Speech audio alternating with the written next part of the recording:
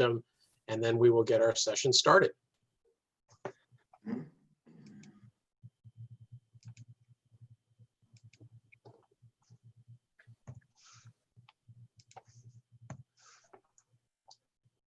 Hello, if you're watching this on Zoom, we're just going to give everyone a moment to get into the Zoom room, and we'll get started momentarily.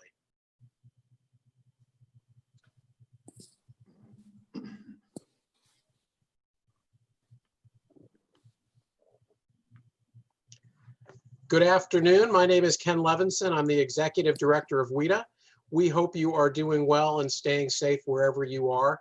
This is actually our 17th webinar since restrictions on meeting in person went into place in March. And even though you can't see everybody's faces, you should know that by taking part in these sessions, you're part of a global community interested in trade, with over 5,000 participants on Zoom in these 17 sessions from over 75 countries and 36 US states. We plan to continue holding weekly webinars throughout July. And because of the strong support we're getting from viewers across the US and around the world, we'll continue hosting these online sessions even after we're able to hold live sessions again in Washington, DC, hopefully later this year in the fall. To give you a sense of who you're in community with today, even if we can't see each other's faces, I want to do a welcome. We do a little shout out every week for a few of the people who are watching online. So hello to Chris Melly with AIG, Elena Brennan with Arnold and Porter, Elaine Feldman with the University of Ottawa. And I know some of our WTO friends know Elaine, and Jose Molina with the Embassy of Argentina. Welcome to all of you, the four of them, and all of you who are watching with us today. This is our first of two webinars this week. On Thursday, we have a special presentation on Americans' attitudes towards reopening society. This has major implications for American workers and companies, as well as trade itself. Several of us have seen this presentation, and it's fascinating, giving you ideas of how people are viewing how Americans are viewing reopening and what that might mean for them and the rest of the country. If you're watching today's session on Zoom, after the discussion amongst Rufus and Hamid, you'll have the ability to ask questions using the Q&A box on the bottom of your screen. You can start submitting those now, and we'll start trying to get those lined up so we have to get to as many of them as we can. It's our plan at WTO to invite all the candidates to be Director General of the WTO to meet the US and global trade community at WTO and discuss their plans for the World Trade Organization at this critical time in the organization's history. Today, it's a distinct privilege to welcome Hamid Mamdouh, the former Director of Trade and Services and Investment Division of the WTO, who is coming to us today from Geneva. Welcome, Hamid. Thank you. Thank you for the invitation. It's great to be with you. You're very welcome. If you registered for the event on Zoom today, you should have received an email this morning with the biographies and today's event program. So I won't go into a lengthy introduction of our speakers, but I'm delighted to welcome them all to the WTO webinar platform.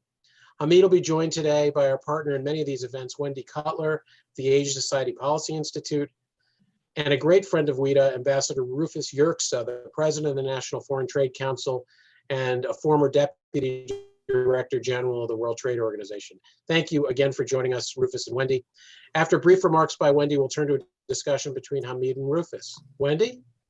Well, thanks, Ken, and good day, everyone. Thanks for joining us. And as Ken mentioned, this is kind of a new series, and we have an open invitation to all candidates for the WTO Director General slot. And if any of them are watching, or their staffs or their colleagues, have them contact us so we can slot you in. And we have a great turnout today. So I think that just underscores the importance the global trade community is placing on this decision and this race. I've been asked just to give a little context to the event today and the process underway to pick a new Director General at the WTO. This process started just over a month ago when the current Director General, Roberto Azevedo, announced that he'd be stepping down early from his current term. And this set in motion really a contest of who is going to be the next Director General. Having been at USTR for many years when many former Director Generals were selected, I can tell you that even in the best of times, this was always a very difficult process with a lot of politics involved. And I think this time around, it's even going to be more difficult because the WTO is facing enormous challenges, both with respect to its core functions, its ability to deal with non-market economies, institutional issues, as well as its pandemic response, which some have called not sufficient. So calling this a tough job is really an understatement. There will be a lot of debate on who is the best positioned and who is the well suited for this job. And there's a debate on what qualifications are needed, what skills, what experience, what background. And some of the considerations that countries will take into account to nominate someone from a developing or a developed country. How about the geographic diversity, gender diversity? Is it important that this candidate knows trade, or is it more important that they have a strong political background? Are countries looking for a bridge builder or someone who's more activist and really willing to kind of push the agenda and push the envelope? And what's their vision for reform and dealing with the many crises and strains that the WTO is facing? Each country is going to have to grapple with all of these considerations. Just last week before Congress, Ambassador Lighthizer put forward 3 of the criteria he'll be looking at in making a decision, including the need for the candidate to pursue fundamental reform, a recognition from the candidate that the current rules don't address issues, trade issues related to China, and then his, I think he used the word, he wants no whiff of any anti-Americanism from the candidate. What's the process then? We're about 2 weeks into a 4-week window when candidates are invited to formally express their interest. 4 candidates have put their official nominations forward, including candidates from Egypt, Mexico, Nigeria, and Moldova. There's reports that tomorrow we'll have a new candidate joining the race from Korea. And there's lots of discussion of potential candidates from Europe and from elsewhere in Africa and from Oceania, among probably other places as well. Typically, it takes up to 9 months to pick a candidate for the WTO DG slot. This time, because Azevedo is planning to leave at the end of next month, there is an effort to try and really to truncate this process, and it's unclear if that can happen. If it cannot, then according to the rules agreed to by the WTO, one of the 4 current deputy director generals would become acting, but even that might be a tough decision. So to help us kind of sort out these questions and to get really a better sense of the priorities and the qualifications of the candidate from Egypt, Hamid Mamdouh, we are pleased to launch a discussion between former Deputy Director General Rufus Yerxa and Hamid Mamdouh on his candidacy. I've been asked to introduce Rufus and to allow Rufus to introduce Hamid. I'm not going to follow those rules because how do you introduce Rufus when everybody knows him?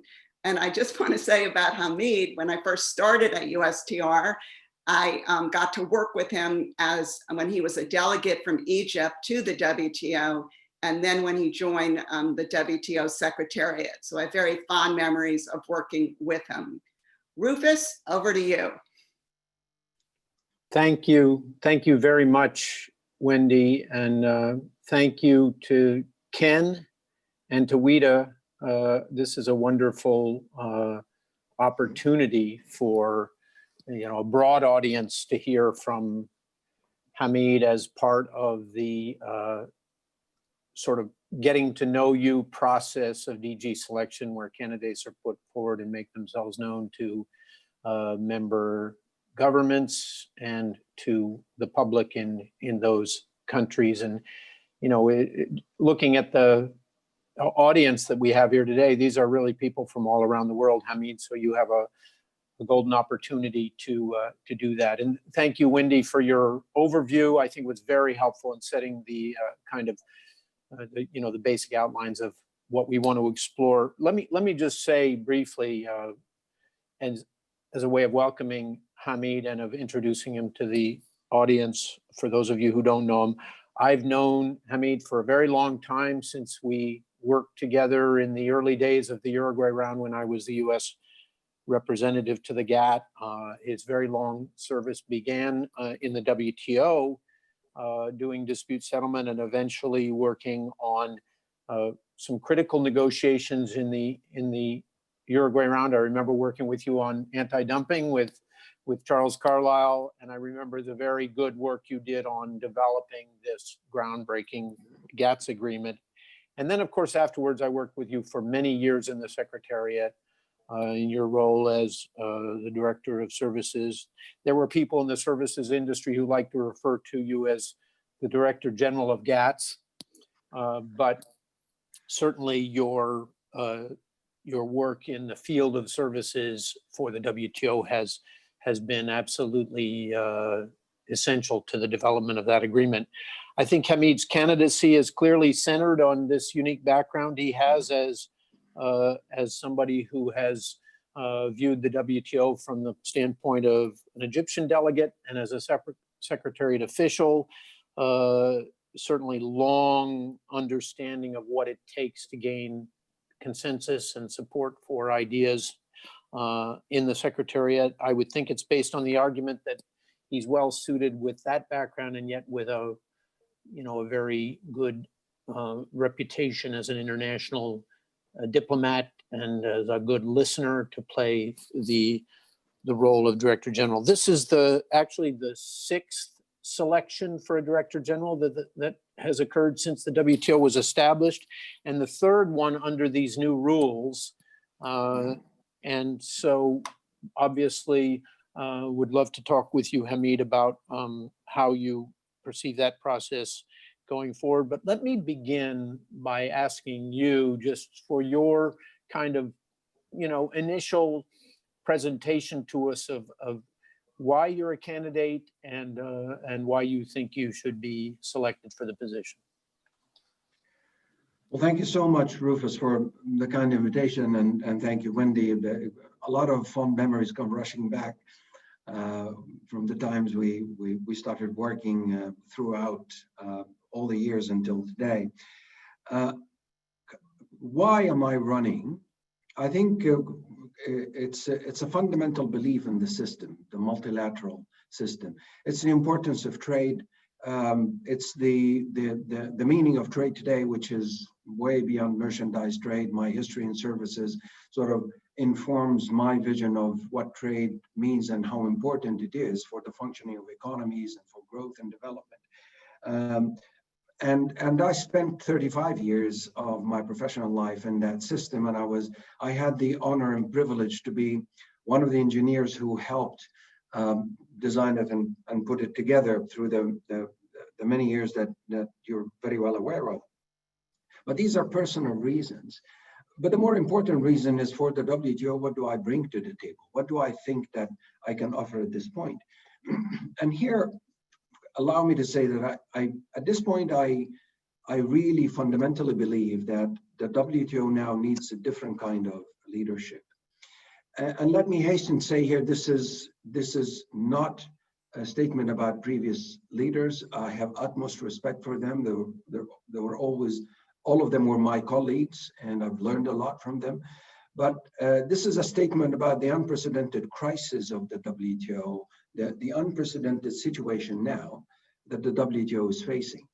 And when I sit back and say, well, okay, what would be the things that members would be thinking about in looking at the selection at this point?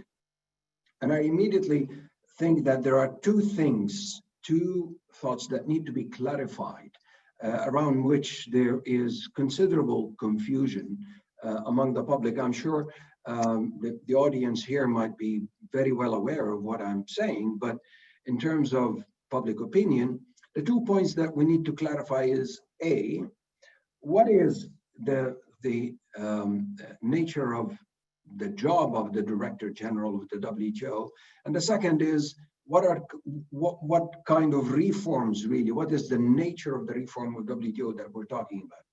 Now, on the first, there is the perception that the function of the WTO is that of an executive. I think Rufus and Wendy and others, you would know that the WTO Director General is not primarily an executive as such.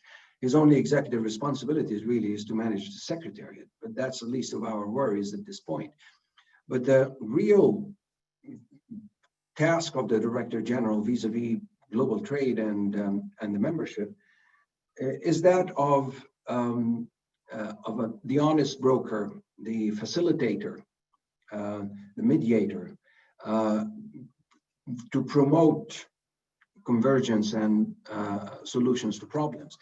And throughout, the history of negotiations, I'm sure you would relate to this, Rufus. To be the honest broker, you have two legs to stand on. The first is the authoritative knowledge of the substance matter that you're dealing with. And this is terribly important in negotiating situations, particularly when the Director General or that honest broker needs to unpack problems, diagnose issues, lay down options for solutions, or sometimes even more critically, just to ask the right questions to members. That relies a lot on the substantive knowledge. But the other leg to stand on is the trust and confidence of members, that there is trust in the view of the issues. There is also confidence in the sound judgment of the Director General, which relates to the long experience, particularly on negotiating issues. We all know that trade negotiations are a very, very particular kind of a process. So this is really what defines the job of Director General as an honest broker among members. The second thing we need to clarify is reform. What do we mean by reforming the WTO? Because so often, and I get this from the media and from journalists and also from other people, they perceive the reform of the WTO as reforming the structure of the organization and reorganizing departments and allocation of resources and things like that. That's not really what the issue is. Reforming the WTO primarily is going to be about reforming the contract, the enforceable contract between members. It's looking at the problems, what we have learned over the past 25 years since the WTO entered into force, and what can we look at now and say, all right, these are the experiences, these are the successes, these are the mistakes that we've done, we shouldn't repeat them. The enabling elements for successful sound outcomes are these. Now, of course, in thinking about these things, I relate very much to our experience in the biggest reform project in the history of the multilateral system, which is the Uruguay Round. Now, I would hasten to say the situation now is very different. It's completely different. World trade has transformed. The way we trade, the way we produce, we trade, we consume, transformed. Trade powers have emerged, problems have come in an unprecedented way. But there are similarities in terms of the system now is facing a crisis and it needs to be revised.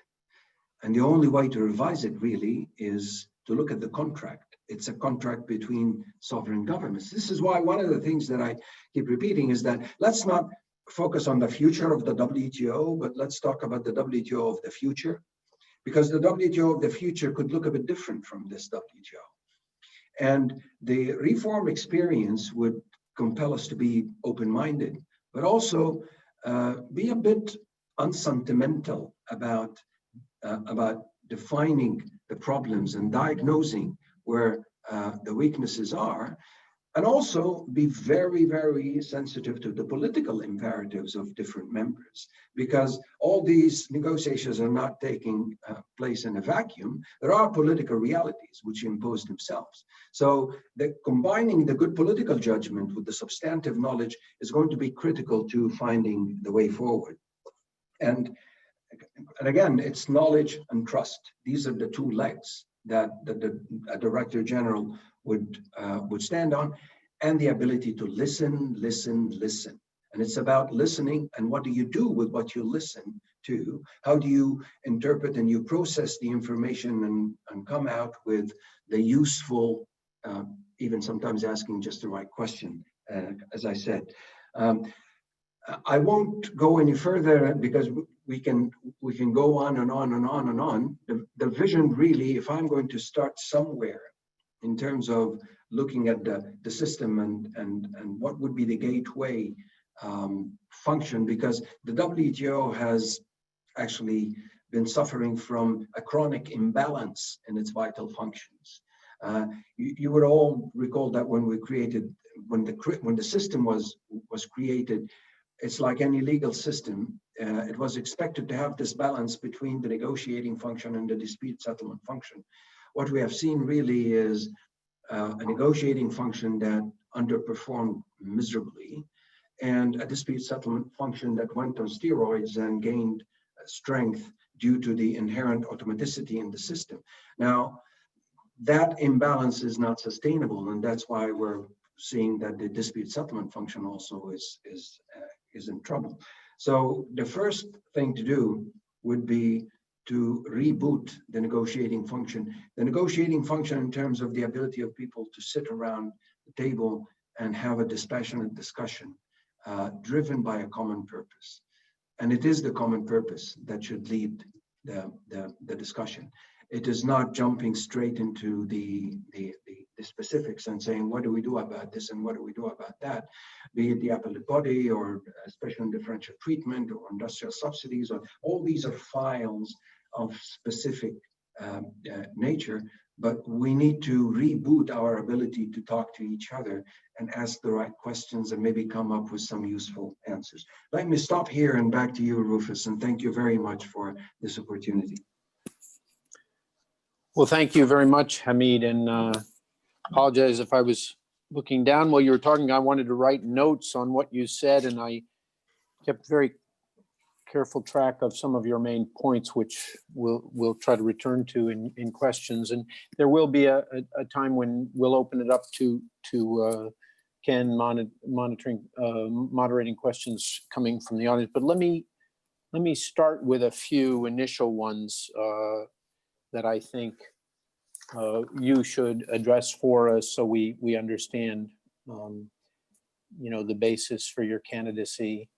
And the first one, I guess I'd want to put to you, Hamid, I think you'd probably agree that, the challenges for a Director General change with the changing times. I mean, if you think back to the Uruguay round, one of the biggest challenges was how did you get the two big players, the EU and the US, to negotiate with each other, particularly on sensitive issues like agriculture, and how you got the developed and developing world to negotiate on issues like services and intellectual property. And certainly the Doha round, the challenge for the Director General was a much, much larger group of countries in the system, a very strong force from developing countries to sort of inject their agenda into the traditional sort of WTO GATT agenda. I think it's fair to say now the questions everybody's asking is, well, how do we now have a Director General who can deal with these conflicts between the largest economies who are taking differing approaches both to management of their own economy and to trade? And it has disrupted, obviously, a lot of the existing WTO rule book. So the first question I want to ask you is, why do you feel that you would be well suited to be a person who could deal with these obvious, deep and really, really potentially ruinous conflicts between US, China, Europe, let alone the concerns that already existed on some of the issues you've referred to, development and other things. So I thought if you could talk a little bit about why you feel, you emphasize the honest broker role and the good offices and the need to listen, but it's also a need to try to figure out how you get these big powers to do business with each other in a system where they're really at loggerheads. So maybe you could talk about that first. Yeah, sure. This is going to be the sort of the first frontier that any Director General would have to face. And the key here is that we need to have the right, first of all, the right attitude towards the conversation. We need less politicization, not more politicization of the conversations that would take place in the WTO. And we need a good, honest diagnostic of the problems, because there are problems. You just mentioned. There are problems that can be put in different categories. There are problems relating to non-compliance, and there are problems relating to inadequacy of rules. And these will have to be addressed in a very intellectually honest and politically courageous way as well. You know, the triggering point in the past for reforming the system the way it was so dramatically reformed in the past was really the threat that we might lose it. And I think we are approaching this point where the system might be lost. So the first question here, Rufus, would be, do we have a common purpose to make the system work? And again, we're talking about a WTO, not necessarily this WTO if there are problems. We're talking about a WTO. Do we need a WTO? Because if we don't, then the conversation has nowhere to go. Do we need a WTO? And I think it is in everybody's interest that the answer would be yes. And to promote that kind of enlightened self-interest, we need to ask the right questions. If that is the case, then we have to look at the problems in a serious way and bring those main players to the table and let them say where the problems are. And we need more transparency, absolutely. We need more information. We need good diagnostic. And then we need a sensible conversation about where the solutions are going to be. And I think all this discussion needs to be kept at the level of looking at the contract. Yeah. This is about honoring the contract. And if the contract is not working, then how do we change the contract? And the only way to change it is through negotiations. So you've talked about both honoring it and changing it. You talked about rebooting. Obviously, some people talk about a reform agenda. Do you think that this sort of near-death experience we're having with countries' adherence to the rules is an opportunity to actually move from that kind of a crisis to a meaningful reform agenda? I think if we don't let the crisis go to waste, we can use it as an opportunity to mobilize the political will to enter into serious reform. There has to be political will, and the political will can only be generated by the common sense of purpose. This is why I look at this as the starting point. Do we have a common sense of purpose? Can we recall that on the basis of which the system was established? Because the system is not an objective in itself. Even trade is not an objective in itself. So if things are not really working the way we designed them, then let's look at how we can make them work, because everybody needs them to work. If this system falls apart, then where do we end up?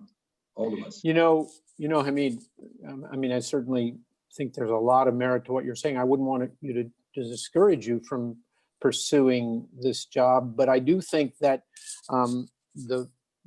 if anything, the post-pandemic period is probably going to intensify that challenge because, well, during the pandemic, a lot of countries are focusing on how they deal with the pandemic. Coming out of it, there's probably likely to be a lot of pressure on governments for everything from subsidy programs to intensifying the use of trade restrictions as a way of maybe badly mistaken way or badly misled policy direction to revive your economy through protectionism. So how important do you think the WTO is in a post-pandemic recovery period?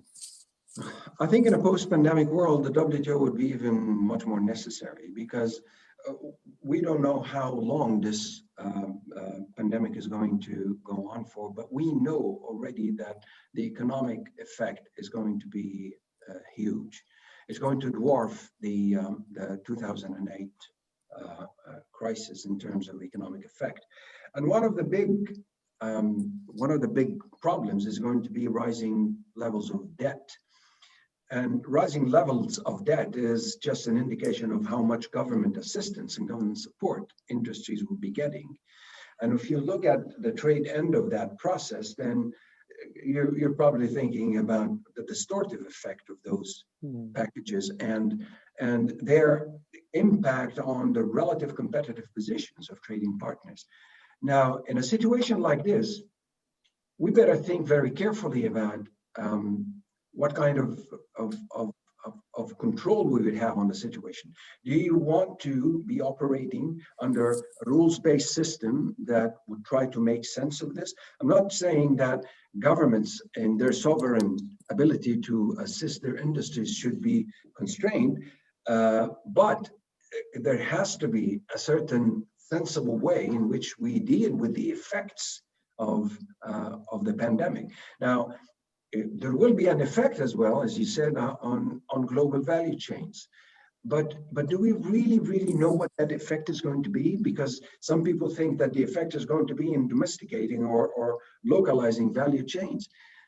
I'm not sure that this is going to be the answer for all sectors. I'm not. I think we're talking there about certain categories of products, medical products, food products. It's very difficult to generalize that logic of localizing value chains. And the problem also there is not a problem of domesticating production as much as this problem of securing supply. And sometimes when you want to secure supply, you want to diversify your value chains or supply chains. So I think we need to move beyond the panic analysis of the crisis and look at the problems in a realistic way and see how in the future we can improve the performance of our economies. But it's going to be helped by a stronger WTO or a stronger multilateral system. Let me ask you, Hamid, because obviously you talk in different countries in the world and you'll get different agendas for reform of the system. Certainly here in the US, you'd hear strong arguments, particularly from business, for the importance of extending WTO principles and concepts into the digital economy, coming up with much stronger rules. Obviously, big support for the e-commerce discussions that are taking place now.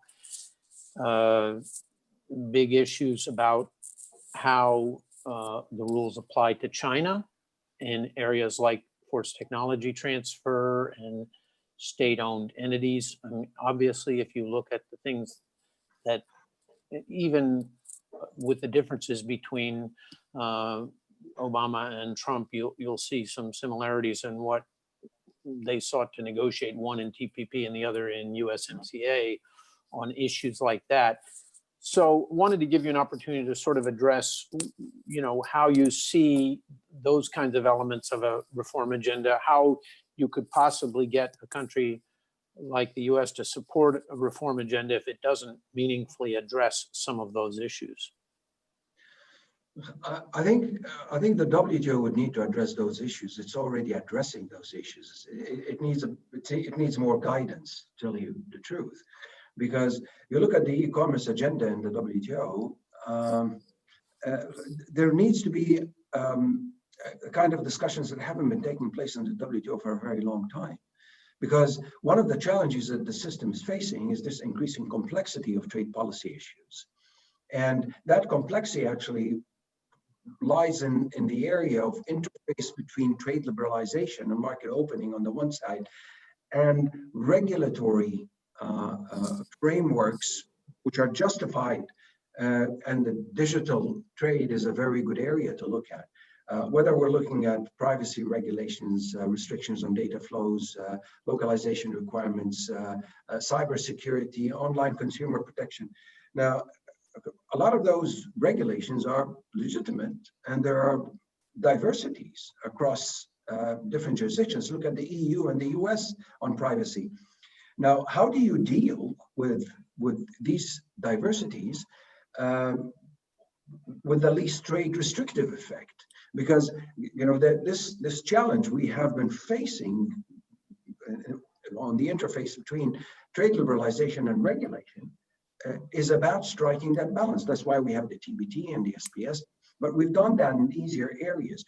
These new complex areas require discussions that are not taking place now between trade negotiators, between regulators, and between legal experts. It hasn't taken place. We started negotiations, but the issues need to be unpacked and clarified. And this is one of the things that the WTO would have to do much better. The deliberative function, and you would recall this, Rufus, has almost died in the WTO. We don't discuss issues anymore the way we used to and clarify them so we can go back home and take informed decisions. Now, that's a big agenda, but looking back at your question, the real challenge is how can we take those issues and have proper discussions and get into real negotiations. Because at the end, it's about the contract and it's about the rules. Do you want to save the system or don't you? So Hamid, that's your question. Yes, obviously. So let me bring it back to you personally. I know in a few minutes, Ken is going to want to bring in the rest of the audience, but let me bring it back to a question of you and why you would be the right person to pick at this time. You know, you and I have known every Director General of the GATT WTO system since Arthur Dunkel. I'm sure there's a few on the call who go back before Arthur, but certainly we've seen very different types of people in the role. We've seen senior officials with broad and deep trade experience as negotiators or technicians. We've seen more political appointees. We've seen even people who are kind of maybe a mixture of those two, who've been in ministerial roles, but also have a lot of expertise. And, you know, arguably you need different people at different times in the process. I'm thinking of, for example, the role Arthur Dunkel played in developing a very complex text that became the basis for the final deal, but then picking someone like Peter Sutherland, more of a political heavyweight, to bring it across the line. So I'd like you to talk a minute about why. I mean, you obviously are more in the mold of senior official than in former minister or a high political appointee with a background in politics. So why now? Why someone in your role, and how would you be able to cope with the sort of pressure for high-level political engagement as part of that? Well, that's a very good question, and that goes back to the first point about why do I think the WTO needs a different kind of leadership. I have every respect for high political figures, and Peter Sutherland has been mentioned in this context as one of the high watermarks in the WTO. But people forget also that Peter Sutherland came on the back of a very, very solid leadership alliance between the US and Europe to conclude the Uruguay round. He came on the back of political will that the round needs to be concluded. It was not Peter Sutherland high political profile that did that as much as it was the political will of the membership at the time. And whenever you hear the reference to political figures, politicians, someone with political clout, I mean, the word was used in some of the articles, I say, okay, well, who are you going to use that clout with? Because again, the job of the Director General does not lend itself to that political clout. And if it is a question about having access to political leaderships, I don't think access really is a problem. We've had access to ministers, even as senior officials. But the real question is not having access, because being a Director General gives you access. The question is, when you have access, what do you do with it? And what kind of conversation would you have? And would it be a conversation that would offer political leadership something? Because political leaders would listen to who has something to offer them by way of suggestion, or even by way of asking the right questions, or by way of projecting a vision that might be helpful to solve their problems. Now, that's an offer, and that, as I said, goes back to my very first logic about why the WTO now needs a different kind of leadership. Mm-hmm. Good. Ken, do you want to go ahead and bring in the rest of the audience now and sort of help to, Well, thank you. and Wendy help to monitor some questions? Thank you. Thanks, Rufus. And thank you, Hamid, for bringing your thoughts to the WIDA community, to the trade community around the world. We have so many people watching, and we're delighted to be able to present this to so many of them. We have some questions that have already started popping up in the Q&A, and I want to encourage people to please use the Q&A button. It's on, if you're on Zoom, you can do that there, and submit your questions, and we will try to get to as many of them as we can. We have a couple really terrific ones that have already come in. Before we do, I want to turn to Wendy. Wendy, we've had several discussions actually in our time doing these webinars about the WTO, both its COVID responses, its role in that, and addressing trade barriers at this very critical time, but also about some conversations about the future of the organization. Do you have some questions that you maybe want to kick us off with? Yes, thanks, Ken, and thanks, Hamid and Rufus. Just a quick question about a specific issue, and that is the issue of the treatment of developing countries in the WTO. Many people portray this as a US-China issue, the one that countries can just self-declare themselves as developing and therefore get special benefits. My understanding is over half of the 164 members declare themselves developing, and maybe as many as 2/3.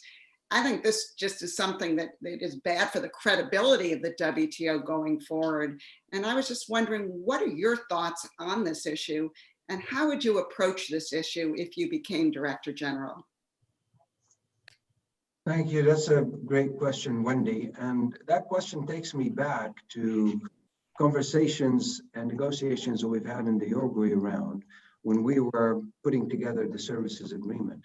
And if you look at the GATS, does not contain the term special and differential treatment at all. It doesn't appear in the agreement at all.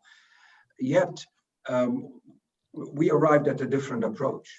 And I think that approach is applicable much more widely than in hers, whereby you move away from the categorization. Whether you declare yourself developing country or not does not really determine the level of obligations that you would take, because the obligations are going to be customized based on negotiations. And the approach that was taken at the time was that flexibilities would be determined individually. Now, of course, you could do that even in merchandise trade on any subject that you can schedule. And you can say that in tariffs and tariff schedules, this has been the case anyway. But that approach can be applied even more widely to encompass rulemaking areas. We have done that in services, and it is doable in goods. Now, all the substantive obligations, there is a great room for customizing the outcomes. And I think developing countries, even the big developing countries, China, India, and others, would not actually quibble very much with the fact that different countries at different levels should assume different obligations. I think the discussion is not about whether we do with or without developing or without S&D. The question is, how do we apply it? And if the problem is with the categorization and self-designation, then perhaps the solution is not going to be in another categorization and in establishing thresholds that will not be agreed. The solution perhaps, which was applied in the past, is to try and take a pragmatic approach towards specific negotiating areas and reach customized outcomes. This discussion started even taking place in areas like fisheries subsidies. There is room for that. And with an organization or a treaty with 164 members, I think this is going to be increasingly necessary. We cannot just deal with countries as either developed or developing. That was clear even in the early 90s in the Uruguay round, and it's 10 times more clear today. Now, what solution? There is no one size fits all. Every solution would have to be tailored on the area of negotiation and the specific problem that we're trying to address. But I think the solution, just to address your question, the solution lies in customized outcomes, not a one size fits all. Thank you. Ken? Thank you. So we have a couple good questions that come in, and a few more are continuing to come in. We want to again encourage people to use the Q&A function. We're going to try to read off a couple of them. First one I'm going to take kind of builds a little bit on this discussion we were just having about developing countries. Comes from someone I know that you probably know quite well, Chris Melly, former Deputy Assistant U.S. Trade Rep for Services. So somebody who I'm sure you've worked with many times. So I'm just going to read his question directly because Chris puts it great. To Hamid's point about pursuing a common purpose, how would he characterize the views of developing countries and economies like the Africa Group? How might they define a common purpose for the institution? And is there a bridge between their goals and those of the more advanced economies? Thank you, Chris. Great question, as usual. I think this is one of the issues that need to be addressed in an intellectually honest and a politically courageous way. Do we still share the common purpose? I mean, we have agreed on a common purpose when the system was created. The role of trade in the process of growth and development and in generating prosperity for societies and citizens. Do you see the role of trade as such? And we need to also make sure that governments have this conversation at different levels.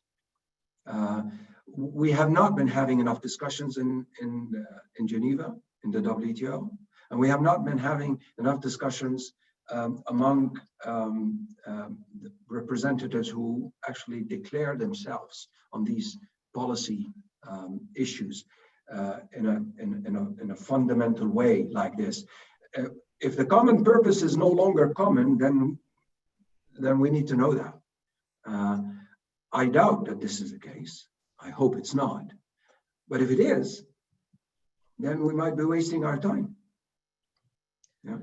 I know I can speak for WIDA and most of our membership, and we hope that it is not a waste of time. And we certainly hope to help lead a discussion of how to keep it vital going to the future.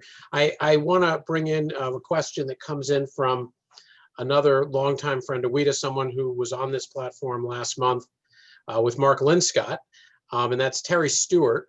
Terry's one of the Washington's leading, for many years, one of our leading trade lawyers, working on a lot of anti-dumping, countervailing duty issues, but many other trade issues as well. Has spent a lot of time in Geneva over the years. And I'm just going to read Terry's question again, word for word, if I can.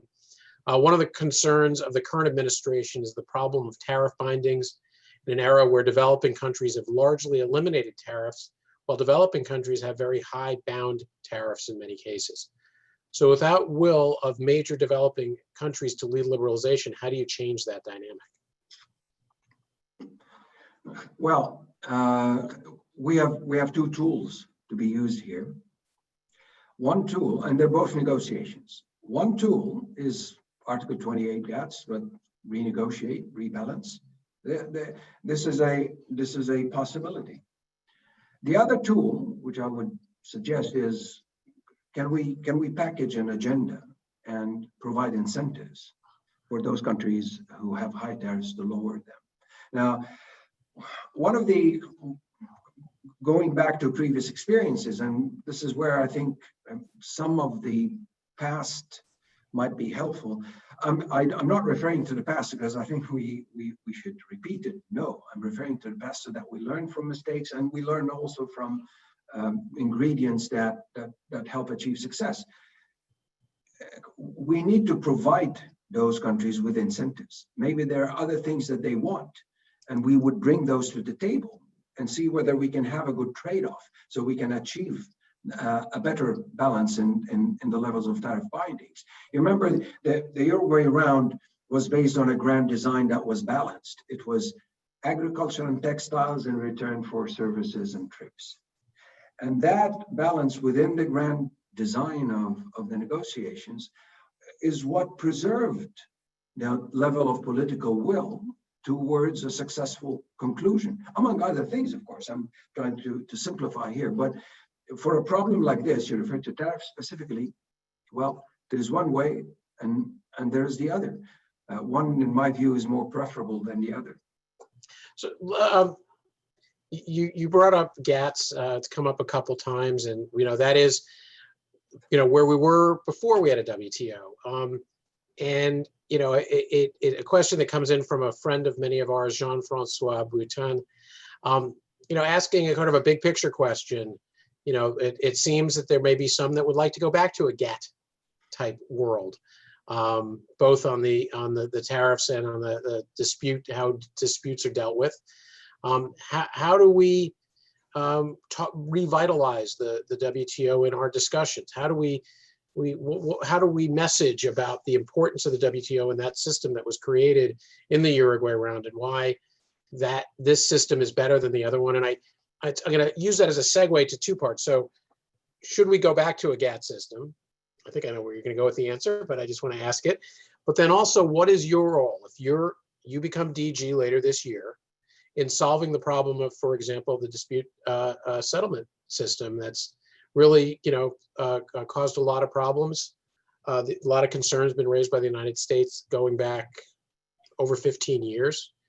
What is do you see a solution? Do you see a solution to that? And is that something the DG will help bring proposals to the table, or are you more of a facilitator in that discussion?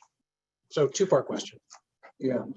Well, the DG is facilitator, and part of facilitating is to suggest and also use the tremendous resource of knowledge in the Secretariat to provide impartial analysis. And impartiality here is part of the character of the DG and the Secretariat. And the DG has to make sure that the Secretariat acts in a very impartial way, because it is the source of a very important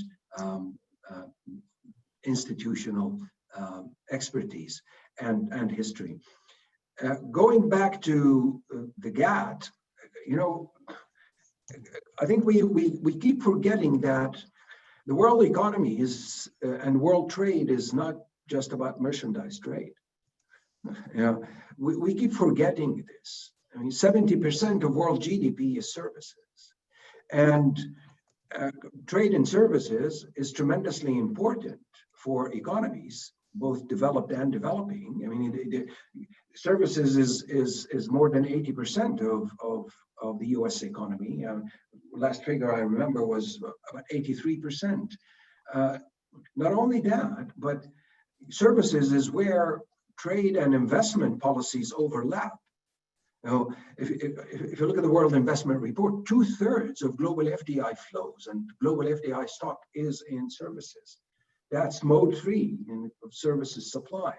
Now, when we look at trade and we look at the WTO today, compare it with the GATT, well,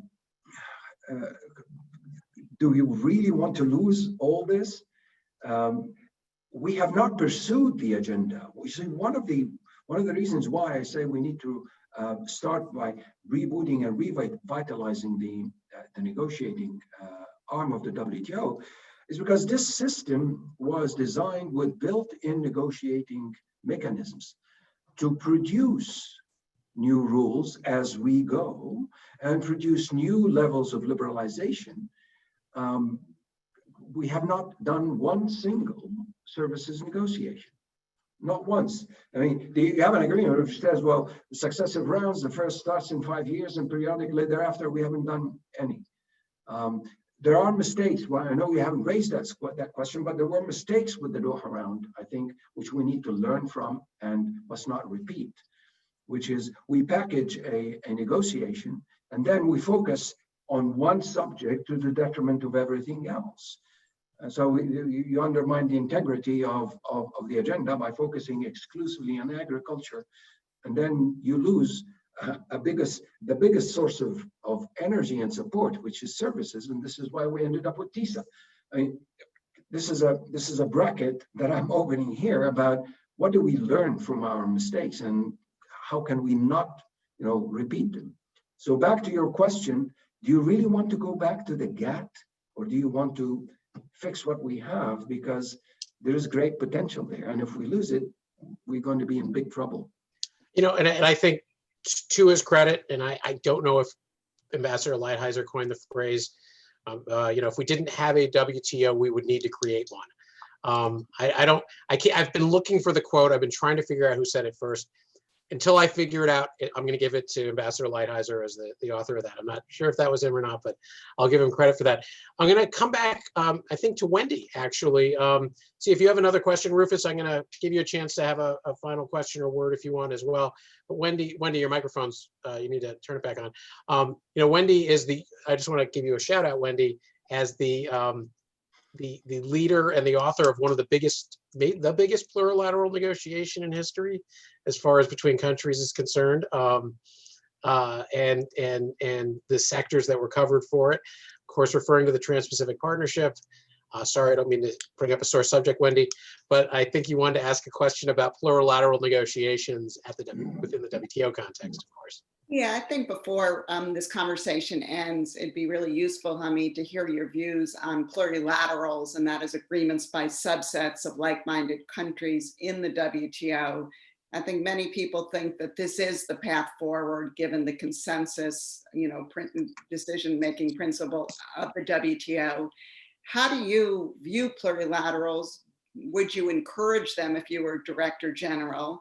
And then I'm just going to throw a kind of a controversial idea out there. Is it time for the MFN principle with respect to plurilaterals somehow to be moved to the side, meaning whoever negotiates, they should get the benefits, not others who haven't contributed? And I know this goes against a longstanding principle of the WTO, but I think more and more you're just going to hear that from at least many people in the United States. Thank you. Great question, as usual, Wendy. I think we need to clarify what is meant by plurilaterals, really. I mean, this is, again, just an example of what I think a Director General should do. What do you mean by plurilaterals? Are we talking about processes, or are we talking about outcomes? If you say plurilaterals within the WTO, then there are two types. There are plurilateral processes that could produce plurilateral outcomes, and there are places in Annex 4 of the WTO agreement, but they need agreement by all members. I don't think that's a very viable option. But then there are plurilateral processes that produce MFN-based outcomes. And to my surprise, there are voices now are saying that these plurilaterals undermine multilateralism. And I don't understand why they undermine multilateralism. These have been the predominant form of negotiations we've had in the system over the past 70 years. The only two exceptions probably are the establishment of the WTO itself and the trade facilitation agreement. But there was nothing wrong at all with having plurilateral negotiations producing MFN-based outcomes. ITA is one example, but also the GATS itself calls upon members to engage in plurilateral negotiations. So how could you say these are not within the spirit of multilateralism? Now, consensus, again, I would want to ask the question, why?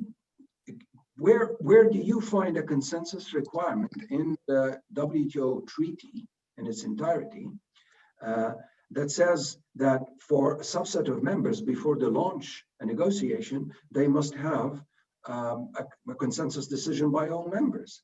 This does not exist. You had the ITA 1 and 2 launched, conducted, and concluded without a single consensus decision.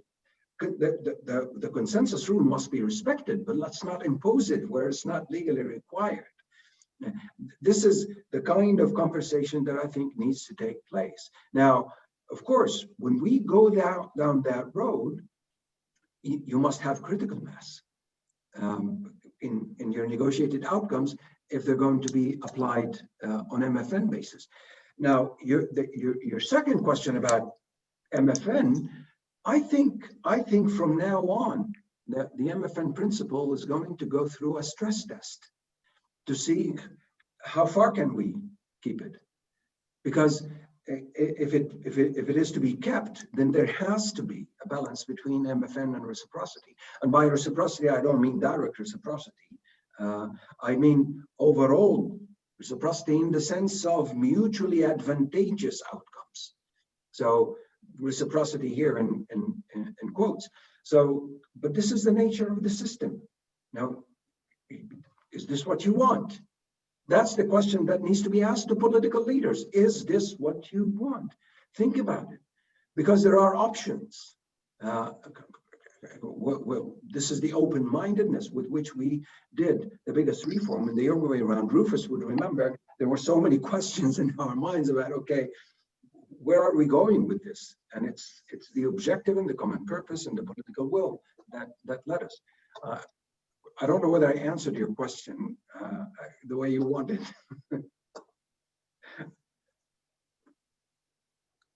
Mute. There you go, Ken. Ken, you're muted. Thank you, Rufus. I was actually going to turn to you, Rufus, and ask if you have any final words or questions for Hamid. We've gone over a little bit, but if there's anything that pops to mind that you want to still bring up before we close the session out. Not a final question for me, just a final thought, and for Hamid to think about during his candidacy. You know, you put forward this very provocative question from Jean-Francois Bertin about going back to the GATT. My sense of what Ambassador Lighthizer was saying on the Hill and in his Foreign Affairs article, and what he's consistently been saying, is not so much going back to the original GATT in terms of the scope of things that he would want to see the system cover, services and intellectual property, more going back to the original GATT in terms of the enforceability and the mechanisms for dealing with it by getting away from a concept that he thinks is overly judicial surrender of national sovereignty, that he'd go back to a world where maybe panel rulings were more kind of advisory than enforceable, and where the real enforcement mechanism would lie with the powerful members to be the cops on the beat, on the sense that that would favor the US. The other thing that came through very strongly was this belief in resetting the tariff system, which leads to the potential question of, do we condone a negotiating round that might have not only tariff decreases, but tariff increases based on some reciprocity principle, which to my knowledge has never been done in the whole history of the GATT WTO system. So I wasn't going to put you on the spot with those questions. I do think that in your candidacy, you'll have to address that vision in dealing with at least the current administration in the US. Other than that, I wanted to say thank you very much for your candor and your obvious grasp of the challenges of this job, Hamid. Very impressive performance, and we want to thank you for sharing your views very candidly. Thank you. And from WIDA, thank you, Hamid, as well from us. Thank you. Thank you. It was great to see you again, Rufus and Wendy, and thank you so much, Ken, for the invitation. It was a pleasure. You're very welcome. And it is, we hosted DG Acevedo at our Washington International Trade Conference in February, in person, live. If you get this job, I hope you won't forget us and you'll come back and see us again. Promise a big audience of trade professionals coming to see you. Good luck with everything. It's a pleasure to have met you this way. We you. hope to have a chance to see you back again. Best of luck with your candidacy. Thank you With that, very much. Bye. Thank you, everybody, for joining us. We look forward to seeing you again soon. Bye-bye.